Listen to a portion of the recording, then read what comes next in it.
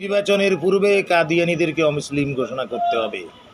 তা হবে বাংলাদেশের সংখ্যা গরিষ্ঠ 18 কোটি মানুষের দাবি। তবে কোনো কাফির মুশরিক বিএনপির মতো শরিয়া আইনে বিশ্বাস করে না এবং শরিয়া আইন সমর্থন করে না। মির্জা ফখরুল বলেছে ফিরে যেতে পারবে না।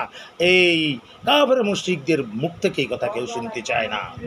খালেস মুসলমান, খাতমে নবুয়ত, জামাত ইসলামী, ইসলামী আন্দোলন, ইসলামী স্বাতন্ত্র আন্দোলন এবং খেলাফতে মজলিস, এই সমস্ত আর দলীয় যে সমঝোতা হয়েছে মুসলমানদের ভিতরে, কথিত সান্ডা গুন্ডা লুচ্চা বাস জুনায়েদ বাম্বুনগরী, জুনায়েদ হাবিব দোজগি, এদের মুখে নয়। খাঁটি মুসলমান ডক্টর শফিকুর রহমান, ফজলুল করিম, রেজাউল করিম, মাল্লা মামুনুল হক, এই ধরনের ইসলামপন্থী বড় হৃদয়ে ইসলামের সৈনিকদের মুখ থেকে এগুলো শুনতে চাই।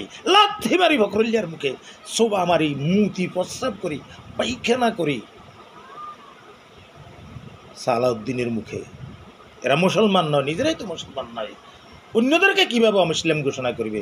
বিএনপিকে বরং এই কাফের মুশরিকের দলকে সর্বপ্রথম বাংলাদেশে অমুসলিম ঘোষণা করে এদের সাথে থেকে সমস্ত মুসলমানদের সম্পর্ক ছিন্ন করা উচিত বলে আমি অভিমত দিচ্ছি মনে করি। আসসালামু আলাইকুম।